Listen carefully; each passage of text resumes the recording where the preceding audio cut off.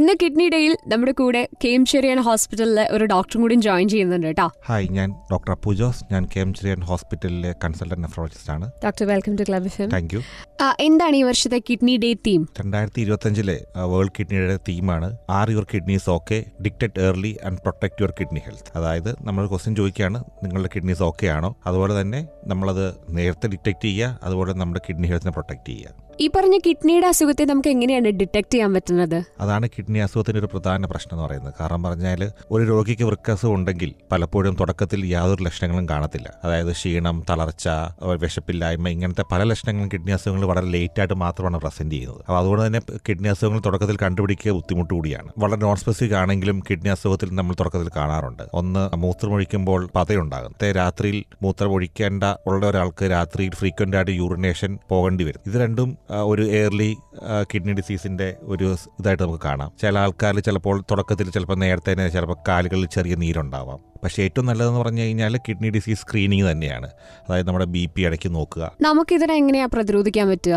Kidney അസുഖത്തെ പ്രതിരോധിക്കാന്ന് പറഞ്ഞു കഴിഞ്ഞാൽ പലപ്പോഴും ഞാൻ മുമ്പേ പറഞ്ഞ പോലെ തന്നെ സ്ക്രീനിങ്, അതായത് ഡയബറ്റീസ്, ഹൈപ്പർ ടെൻഷൻ, അതുപോലെ തന്നെ ഫാമിലിയിൽ കിഡ്നി അസുഖമുള്ള ആൾക്കാരുണ്ടെങ്കിൽ അവർ ഫ്രീക്വൻ്റ് ആയിട്ട് അവരുടെ യൂറിൻ ചെക്ക് ചെയ്യുന്നത് നല്ലതായിരിക്കും. 6 മാസം കൂടുമ്പോഴെങ്കിലും യൂറിനിൽ പ്രോട്ടീൻ ലീക്കിംഗ് ഉണ്ടോ എന്നുള്ളത് ചെക്ക് ചെയ്യുന്നത് നല്ലതായിരിക്കും. അതുപോലെ തന്നെ ചെറുപ്പക്കാരാണെങ്കിൽ തന്നെ ഇടയ്ക്ക് സമയം കിട്ടുമ്പോഴൊക്കെ അവരുടെ BP മോണിറ്റർ ചെയ്യുക. അങ്ങനെ ഡിറ്റക്ട് ചെയ്ത് കഴിഞ്ഞാൽ എനിക്ക് തോന്നുന്നു നമുക്ക് എയർലി ഇൻ്റർവ്യൂൻ ചെയ്യാൻ സാധിക്കും. ഫുഡ്, നമ്മൾ കൂടുതൽ കിഡ്നി അസുഖമുള്ള ആൾക്കാർ non veg items, especially red meat maximum ഒഴിവാക്കുക. അതുപോലെ കൂടുതലും വെജിറ്റേറിയൻ ഡയറ്റിലേക്ക് മാറുക. അങ്ങനെ ഒരു ലൈഫ് സ്റ്റൈൽ ചേഞ്ചോട് കൂടി തന്നെ നമുക്ക് നമ്മുടെ കിഡ്നി അസുഖങ്ങൾ വരാതിരിക്കാനും അതുപോലെ തന്നെ കിഡ്നി അസുഖം ഉണ്ടായി കഴിഞ്ഞാൽ തന്നെ അതിനെ മാക്സിമം കൺട്രോൾ ചെയ്ത് മുന്നോട്ട് കൊണ്ടുപോകാൻ സാധിക്കുമെന്നാണ് നമുക്ക് മനസ്സിലാക്കാൻ. പിന്നെ ഒരു പ്രധാനപ്പെട്ട വില്ലൻ എന്ന് പറയുന്നത് ഉപ്പാണ്. എന്ന് പറഞ്ഞാൽ നമ്മുടെ ബോഡിയിലെ BP മെയിൻറ്റെയിൻ ചെയ്യുന്നതിൽ അതിലൊരു റോളുണ്ട്. അപ്പോൾ നമ്മൾ അധികം ഉപ്പ് കൺസ്യൂം ചെയ്ത് കഴിഞ്ഞാൽ ഈ ഉപ്പും എക്സ്ട്രാ ഉപ്പ് എക്സ്ക്രീറ്റ് ചെയ്യുന്നതും കിഡ്നി കൂടിയാണ്. അപ്പം നമുക്ക് കൂടുതൽ ഉപ്പ് നമ്മുടെ ശരീരത്തിൽ ചെന്ന് കഴിഞ്ഞാൽ നമ്മുടെ BP കൂടുവാനും അതുപോലെ തന്നെ കിഡ്നി ഡിസീസ് വേഴ്സൺ ചെയ്യുവാനും ഉള്ള സാധ്യതകൾ കൂടുതലാണ്. കിഡ്നി റിലേറ്റഡ് തിങ്സിനെ കുറിച്ച് ഒരുപാട് കാര്യങ്ങൾ ഇനിയും അറിയാറുണ്ട്. അതിന്റെ ഭക്ഷണക്രമത്തെക്കുറിച്ചൊക്കെ നമ്മൾ സംസാരിച്ചു കഴിഞ്ഞു. ഇനിയിപ്പോൾ അതിന്റെ ഡയാലിസിസിലേക്ക് കിടന്നാൽ എങ്ങനെ ഉണ്ടാവും നോക്കാം. കിഡ്നിയുടെ ബേസിക് തിങ്സ്, അതായത് അതിനെ കിഡ്നി രോഗം വന്നാൽ എങ്ങനെ പ്രതിരോധിക്കാം, ഇത്തവണത്തെ കിഡ്നി ഡേയുടെ തീം എങ്ങനെയാണ് എന്നുള്ള കാര്യങ്ങളൊക്കെ നമ്മൾ സംസാരിച്ചു. ഇനിയിപ്പോൾ അതിന്റെ ട്രീറ്റ്മെന്റിലേക്ക് പോവാണെങ്കിൽ അതിനെക്കുറിച്ചും കൂടി അറിയാം കേട്ടോ. ഇപ്പോൾ കിഡ്നി റിലേറ്റഡ് എന്തെങ്കിലും ഒരു അസുഖം വന്നാൽ ആൾക്കാർ ആദ്യം പറയുന്നത് ഡയാലിസിസ് എന്നുള്ളൊരു വാക്കാണ്. ആൾക്കാർക്ക് കുറേ കൂടി അറിയുന്നതും ഡയാലിസിസ് എന്നുള്ളൊരു വാക്കാണ്. നമ്മൾ ഡയാലിസിലോട്ട് പോകുന്നത് സാധാരണ നമ്മുടെ 2 വൃക്കകളും തകരാറിലായിട്ട് നമുക്ക് വൃക്കകൾ അതിൻ്റെ ഫങ്ഷൻ പൂർണ്ണം ഒട്ടും ചെയ്യാൻ പറ്റാത്തൊരു സിറ്റുവേഷൻ വരുവാണ്. അതായത് ബോഡിക്ക് വൃക്കയുടെ കൊണ്ട് പറ്റുന്നില്ല എന്നൊരു സിറ്റുവേഷൻ വരുമ്പോഴാണ് നമ്മൾ ഡയാലിസിലോട്ട് പോകുന്നത്.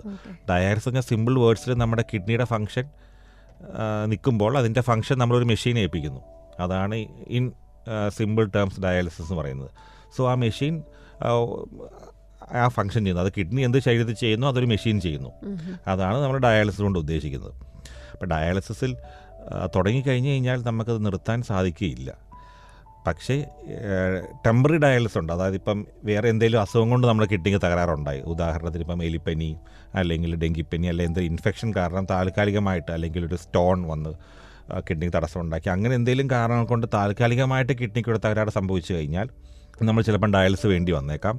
പക്ഷേ ആ കിഡ്നിയുടെ തകരാറ് അത് മാറിക്കഴിഞ്ഞ് കഴിഞ്ഞാൽ നമുക്ക് ഡയാലിസിസിൽ നിന്ന് രോഗിയെ മാറ്റാൻ സാധിക്കും. മനസ്സിലാക്കേണ്ട കാര്യം, ഡയാലിസിസ് കിഡ്നിയുടെ അസുഖത്തിനൊരു ട്രീറ്റ്മെൻ്റ് അല്ല. ഡയാലിസിസ് കൊണ്ട് കിഡ്നി അസുഖം ഒരിക്കലും ഇമ്പ്രൂവ് ആവത്തില്ല.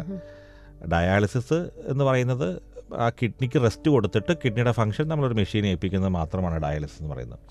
പല ആൾക്കാരും ഭീതിയോടെ കാണുന്നൊരു വസ്തുതയാണ് ഡയാലിസിസ്. പക്ഷേ വളരെ നല്ല രീതിയിൽ ഡയാലിസിസ് ചെയ്തു പോകുന്ന അനേകം രോഗികളുണ്ട് നമ്മുടെ ചുറ്റും. Thank you so much doctor. Thank you for joining us. Kidney day സ്പെഷ്യലായിട്ട് നമ്മളിതാ ഇത്രയും നേരം കിഡ്നി ഡേനെ കുറിച്ചും അതിൻ്റെ എന്തൊക്കെ കാര്യങ്ങൾ നോക്കണം അതിനനുബന്ധമായിട്ടുള്ള കാര്യങ്ങളാണ് സംസാരിച്ചുകൊണ്ടിരുന്നത്. നമ്മുടെ കൂടെ ജോയിൻ ചെയ്തത് കെഎം ചെറിയാൻ ഹോസ്പിറ്റലിലെ ഡോക്ടറായിരുന്നു കേട്ടോ. Stay tuned to club FM 104.8. This is me, Anakha, with you.